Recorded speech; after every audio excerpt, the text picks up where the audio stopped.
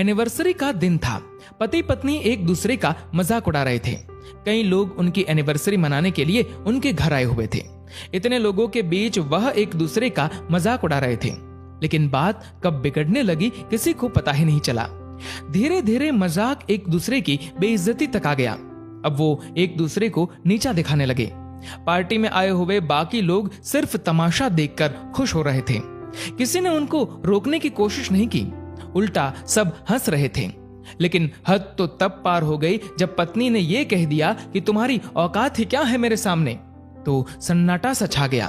पति निशब्द हो गया। जो पास में हंस रहे थे सब एकदम से चुप हो गए। इस पूरी शांति के बीच एक महिला सामने आई। वो महिला उस पत्नी की ही सहेली थी। पति का नाम राहुल और पत्नी का नाम रश्मि था। सहेली ने रश्मि का हाथ पकड़ा और एक बोर्ड के पास लेकर गई और एक मार्कर पेन हाथ में थमा दिया। रश्मि ने सहेली से पूछा, ये क्या है और मुझे इधर क्यों लेकर आई हो? मुझे कुछ लिखना है क्या? सहेली ने जवाब दिया, हाँ, एक काम करो, तुम बोर्ड पर 15 ऐसे लोगों के नाम लिखो जो तुम्हारे सबसे करीब है। रश्मि ने नाम लिखने शुरू किए। माता पिता, सास ससुर, पति, बेटे, अन्य रिश्तेदार और कुछ खास दोस्तों के नाम लिख दिए। अब सहेली बोली कि इनमें से 5 ऐसे नाम हटा दो, ये सोचकर कि ये लोग तुम्हारी जिंदगी से हमेशा के लिए चले गए। रश्मि ने दोस्तों के नाम हटा दिए। नाम हटाते हटाते उसके माथे पर चिंता की लकीरें साफ साफ झलक रही थी, लेकिन उसने ज्यादा नहीं सोचा। इस बार सहेली बोली कि ठीक है, अब एक काम करो, 4 नाम और हटा दो। पूरा माहौल बदल गया। सबके मन में एक ही सवाल कि आखिर ये हो क्या रहा है।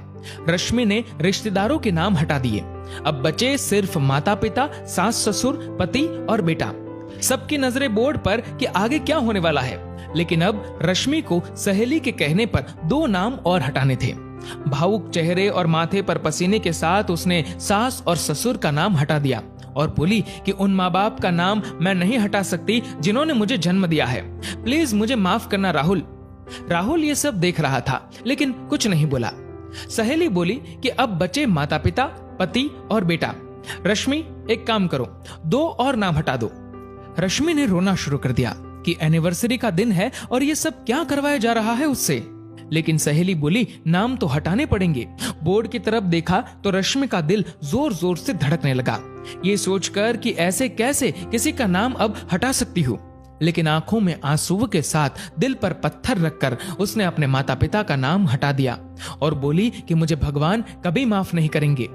सहेली बोली, रश्मि, अब रोना बंद करो। राहुल भी थोड़ा भावुक हो चुका था।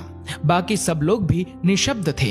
अब सहेली बोली, बोर्ड पर पति और बेटा है, इन दोनों में से किसी एक को चुनना होगा तुम्हें।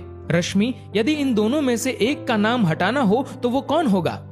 रश्मि की आंखों से आंसू बह रहे हैं कि प्लीज ये सब बंद करो। लेकिन सहेली नहीं मानी और बोली, उठो रश्मि और एक नाम हटाओ।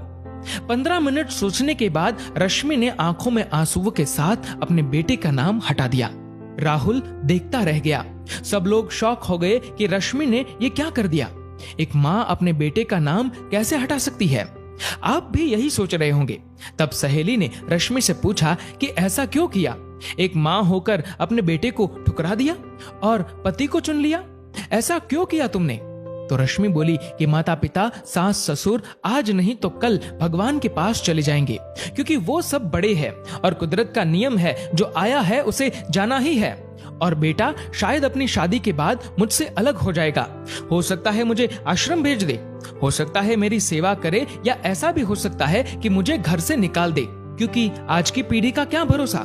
रोते रोते राहुल के पास गई और बोली कि इन सब के बीच राहुल जो मेरा पति है वो मुझे कभी नहीं छोड़ेगा और आखिरी सांस तक मेरा साथ देगा और मेरी रक्षा करेगा, मेरी देखभाल करेगा। मेरी हर जरूरत वही पूरी करता है, मेरी हर जिद भी वही पूरी करता है। राहुल की आंखों से कब आंसू गिरने लगे उसे पता ही नहीं चला। पूरा माहौल बदल गया। जितने भी लोग उधर मौजूद थे सब रोने लगे।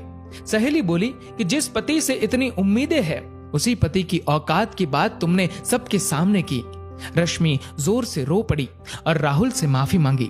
राहुल ने भी रश्मि से माफी मांगी। उस दिन दोनों को एक दूसरे की कीमत का एहसास हुआ। ऐसी एनिवर्सरी शायद पहले किसी ने नहीं मनाई होगी। सहेली ने रश्मि को सही रास्ता दिखाया और शायद एक परिवार को यह सिखाया कि परिवार क्या होता है। बाकी सब तो सिर्फ उनके झगड़े का इंतजार कर रहे थे। आखिर में रश्मि राहुल से कहती है, मैं रूठूं तो तुम मना लेना, तुम रूठो तो मैं मना लूंगी। ये जिंदगी का सफर यूं ही गुजर जाएगा। दोस्तों, इस कहानी को लेकर आपकी क्या राय है, नीचे कमेंट करके जरूर बताएगा। और अगर आपको ये वीडियो अच्छा लगा हो तो इस वीडियो को लाइक करेगा, ज्यादा से ज्यादा लोगों तक शेयर करेगा। और ऐसे ही और भी इंस्पिरेशनल वीडियोस के लिए सब्सक्राइब करें हमारे यूट्यूब चैनल को और फेसबुक पर फॉलो करें हमारे पेज को। धन्यवाद।